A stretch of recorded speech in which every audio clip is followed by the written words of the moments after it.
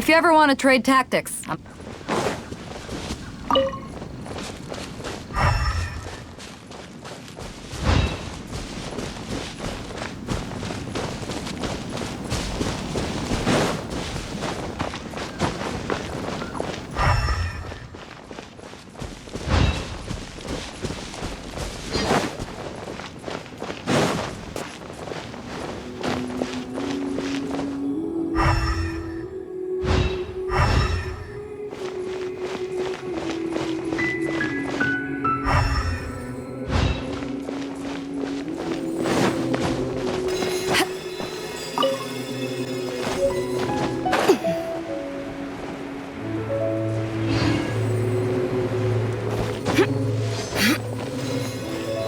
This should be enough Starsplinter iron. Now we just need to find that Subrosium. I think I saw a village on our way here. Master Zhong said we should ask the locals for help. Why don't we try there?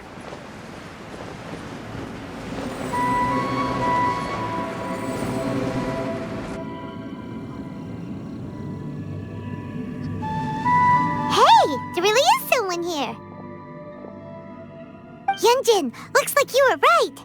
Excuse us, sir. Can we ask you something? Huh. He didn't seem to catch that. Hello, sir. We were just passing by and wanted to ask if you happen to know anything about Subrosium.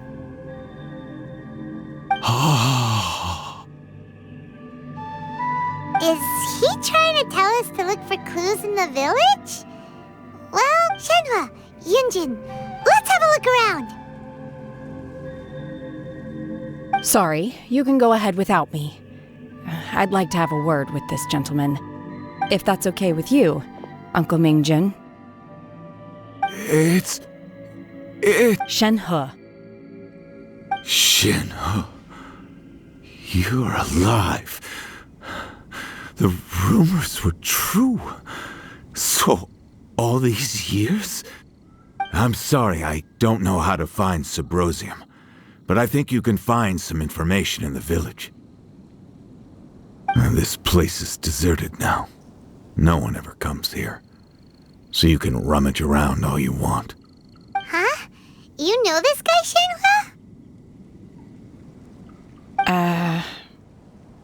Thank you, kind sir. We'll go and take a look around. Don't worry. Mingjin has no ill intention towards Miss Shenhe. She'll be quite safe. Okay, then let's see what we can find in this village.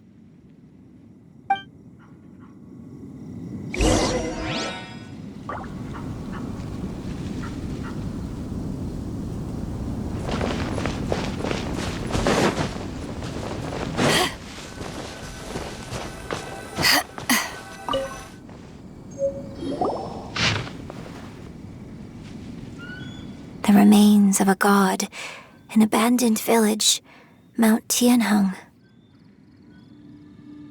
Does this mean that the true story of the divine damsel of devastation happened right here, in this village?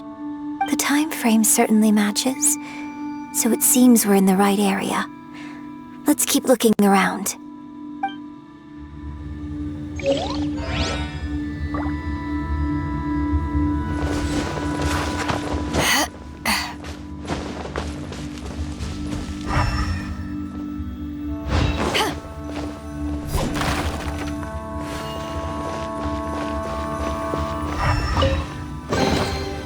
the more the merrier. First round's on me.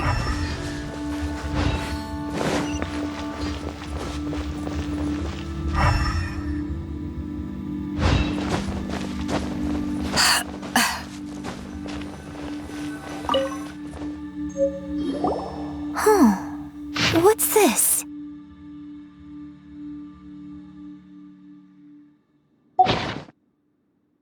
So, Shenhe is the divine damsel?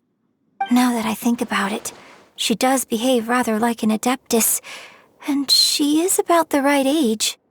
So that's why I've been getting the strangest feeling whenever I chat with her. I should have noticed it earlier. According to this text, the divine damsel from the opera was actually the daughter of the loving couple. And she didn't volunteer. She was sacrificed to the monster by her own father. Oh, the truth is even more lamentable than the opera. Now I understand why Shenhe said the girl was not as brave as people think. It wasn't her choice to enter that ghastly situation. She was forced into it. Oh, it looks like my father may need to make a few revisions to his beloved opera.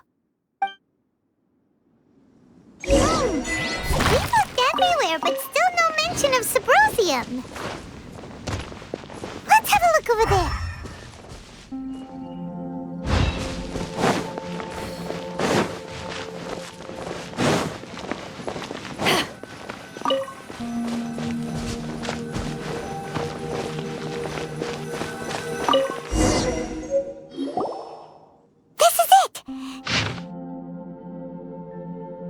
So basically, we need to go to the middle of the lake south of Mount Tianheng at dusk, and we'll find us some Sabrosium. Let's go back and tell Shenhe the news!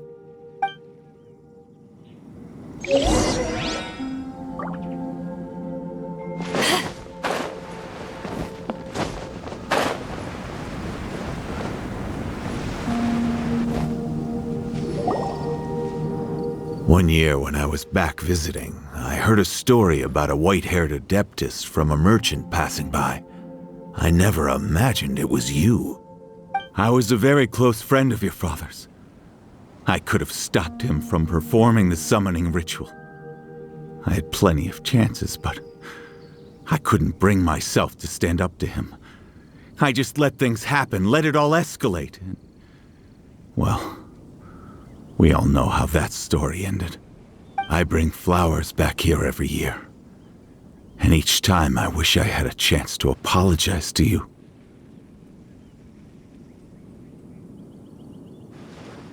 Apologize for what? If you'd stopped him, he'd only have found another way.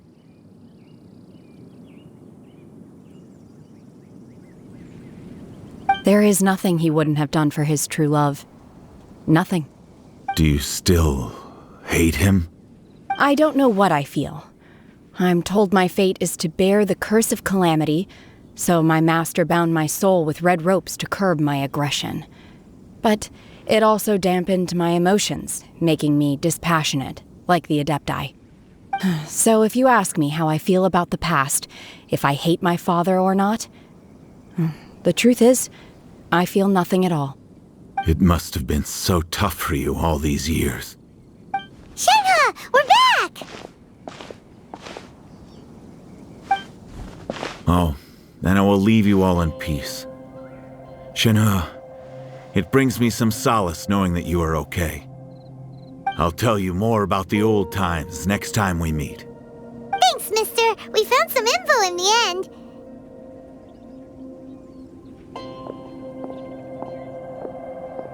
Shenhe, look!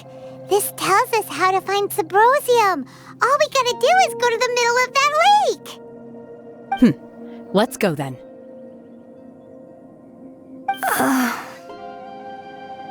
Miss Shenhe, there's something I'd like to talk to you about. Just now, in the village, we found your father's diary. It turns out that many of the details in the Divine Damsel of Devastation are not true to the facts. So I'd like to change them. Why? I know I say that opera always deviates from the truth, but now that the main character is standing right here in front of me, I cannot simply dismiss your lived experience in favor of my father's fiction. It's okay. I like your version. My master once said that the day I learn how to use my strength for the good of others is the day that I can truly become part of human society. So, I hope that one day I might be brave enough to stand up and protect others, just like the girl in the opera. But I've never thought this way before, and I wonder whether I will continue to think in this way. Don't worry. I believe you will. In fact, I think maybe you've already started to become the person you aspire to be.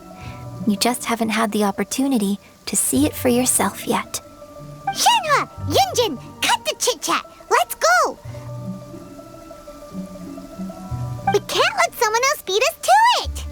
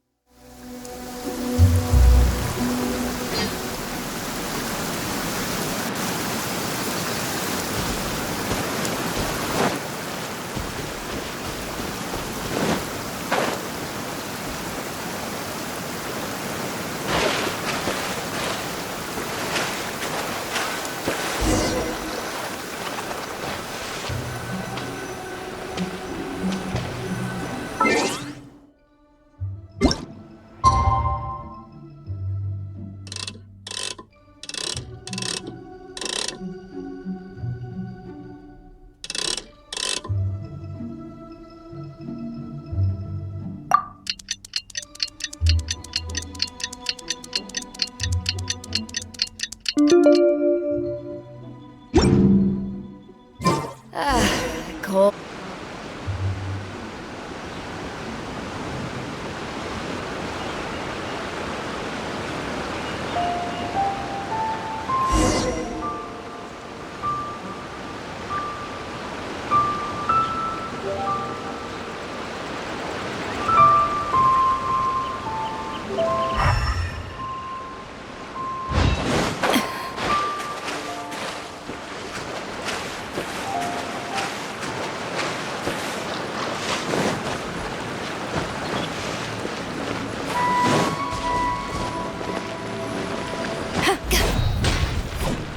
That's everything we need! Let's head back and report in! Paimon's curious if Beto's made any progress.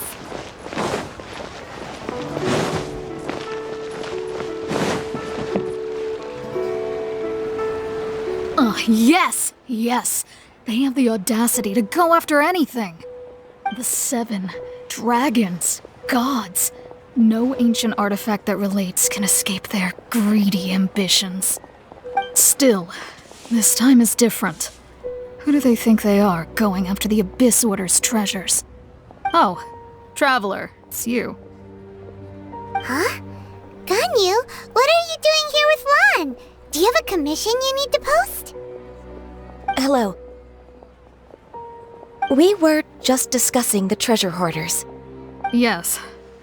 We were just saying how even the audacious treasure hoarders should know better than to mess with the Abyss.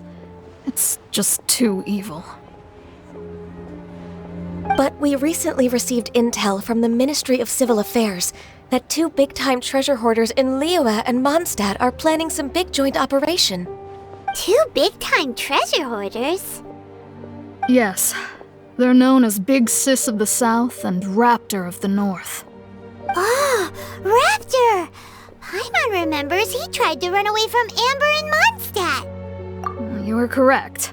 She's the head of the treasure hoarders in Liyue. As I understand it, the treasure hoarders all call her boss. Some say that the god of thieves even bestowed a gift upon her for her exploits, making her Big Sis of the gods. But that's probably just a wild rumor. Anyway, the treasure hoarders discovered some previously unexplored ruins that the Abyss Order has been secretly guarding in the shadows. Despite how dangerous that makes it, all the treasure hoarders can think about is what kinds of treasure could be inside. They have already devised a plan. They will send out a decoy to divert the Abyss Order's forces away from the ruins, then send an expert thief inside to steal the treasure. To this end, Big Sis and Raptor have reportedly recruited a certain Grand Thief from Fontaine. Grand Thief? That's quite an impressive sounding title. Ah, indeed. He is an extraordinary individual. The Grand Thief is highly respected in the treasure hoarders, in the same way that we adventurers look up to great adventurers. Ah, so you're familiar with the author of the Tevat Travel Guide, then? Correct. The Grand Thief is someone as renowned as her. So, despite being relative big-timers in Liyue and Mondstadt, Big Sis and Raptor had to put in a lot of work to convince a thief of his status to come and personally oversee this operation. With the major changes in Liyue recently, The Ministry of Civil Affairs and the Millilith already have their hands full. They don't have any time to investigate rumors about treasure hoarder activity.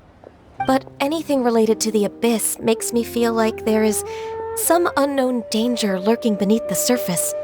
So I decided to come to the Adventurers Guild to post a commission. Leave this commission to us. Oh, thank you so much. Good to see this in the hands of a reliable guild member. Well then, good luck. The guild will take care of the details of this commission. Go on, make yourself useful. Sleep tight.